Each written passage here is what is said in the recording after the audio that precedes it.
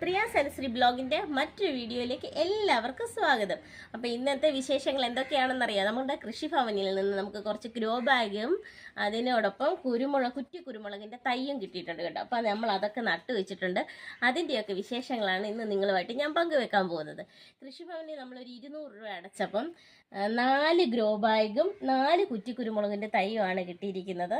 നല്ല കരുത്തുള്ള തൈയാണ് കേട്ടോ. വെച്ച് നോക്കാം നമുക്ക് പിടിക്കുമോയെന്ന്. അപ്പം ഞാൻ ഇന്നത് എല്ലാം ഗ്രോ ബാഗിനകത്ത് ഗ്രോ ബാഗിന് സെപ്പറേറ്റ് ആണ് കിട്ടിയത്.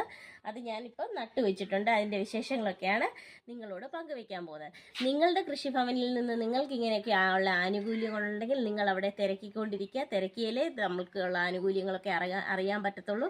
ഞങ്ങൾക്ക് ഇവിടെ ഈസി ആയിട്ട് അറിയാൻ പറ്റുന്നതിൻ്റെ റീസൺ എന്താണെന്ന് ചോദിച്ചാൽ, ഞങ്ങൾക്കൊരു വാർഡിൻ്റെ ഗ്രൂപ്പുണ്ട്. 5-ാം വാർഡ്, അതായത് നമ്മുടെ പഞ്ചായത്തിൽ നടക്കുന്നതും കൃഷിഭവനുകളിൽ നടക്കുന്ന ഇങ്ങനെയുള്ള കാര്യങ്ങളൊക്കെ നമ്മുടെ ഗവൺമെൻറ്റുമായിട്ട് സംബന്ധമായിട്ടുള്ള കാര്യങ്ങളെല്ലാം നമ്മളെ അറിയിക്കുന്ന ഒരു ഗ്രൂപ്പുണ്ട്. ഞങ്ങളുടെ നാട്ടിലുള്ള എല്ലാവരും ആ ഗ്രൂപ്പിനകത്ത് ഓൾമോസ്റ്റ് ആൾക്കാർ ഇൻവോൾവ് ആണ്. അപ്പോൾ ആ ഗ്രൂപ്പ് വഴി ഗ്രൂപ്പിൽ ഇങ്ങനെ വരും, ഇന്ന ആനുകൂല്യം ഇന്ന സമയത്തുണ്ടെന്ന്. അത് കണ്ടിട്ടാണ് ഞങ്ങൾ പോയി ഇതിനൊക്കെ അപേക്ഷകൾ കൊടുക്കുന്നതും. അങ്ങനെയാണ് ഞങ്ങൾക്കിത് കിട്ടുന്നത്. അപ്പോൾ അതൊക്കെ ഞാൻ കാണിച്ചു തരാം കേട്ടോ. ആണ് നമുക്ക് കിട്ടിയിരിക്കുന്ന കുറ്റി കുരുമുളകിൻ്റെ തൈ. അപ്പോൾ ഇത് നമുക്ക് ഗ്രോ ബാഗ് സെപ്പറേറ്റും കുരുമുളകിൻ്റെ തൈ സെപ്പറേറ്റുമായിട്ടായിരുന്നു വന്നിരുന്നത്. അപ്പോൾ അത് ഞങ്ങൾ ഇതുപോലെ മണ്ണ് ഉൾപ്പെടെയാണ് നമുക്ക് ഗ്രോ ബാഗ് കിട്ടിയിരിക്കുന്ന. വളവും മണ്ണും എല്ലാം നിറച്ച് ഗ്രോ ബാഗായിരുന്നു കിട്ടിയിരുന്നത്.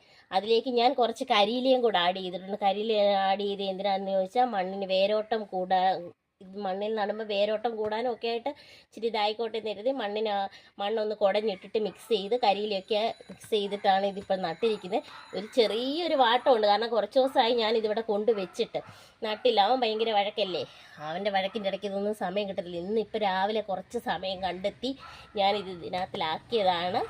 അപ്പോൾ ഇതാണ് നമ്മുടെ കുറ്റി കുരുമുളക്.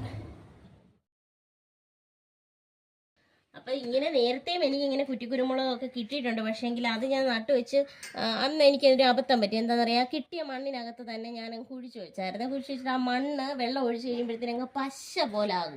അങ്ങനെയായിട്ട് ഇത് വേരോട്ടമില്ലാതെ വലിയ വളർച്ചയൊന്നും കിട്ടിയില്ല, കായൊന്നും വലുതായിട്ട് പിടിച്ചില്ല. അതുകൊണ്ട് ഞാൻ ഇപ്രാവശ്യം കരിയിലൊക്കെ മിക്സ് ചെയ്തിട്ടാണ് ഇതിനകത്തിൽ നട്ടുവെച്ചിരിക്കുന്നത്.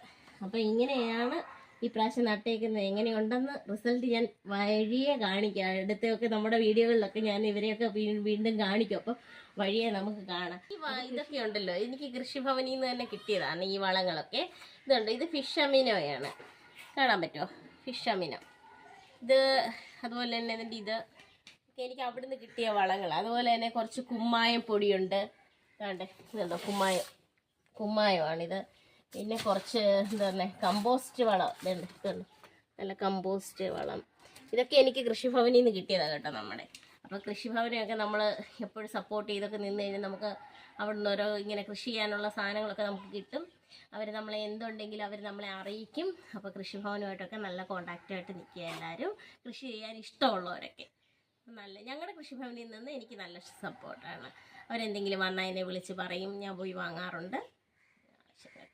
അപ്പോൾ ഇന്നത്തെ വീഡിയോ ഇത്രയേ ഉള്ളൂ. വീഡിയോ ഇഷ്ടമായ എല്ലാവരും ലൈക്ക് ചെയ്യാനും ഷെയർ ചെയ്യാനും സബ്സ്ക്രൈബ് ചെയ്യാനും മറക്കരുത്. താങ്ക്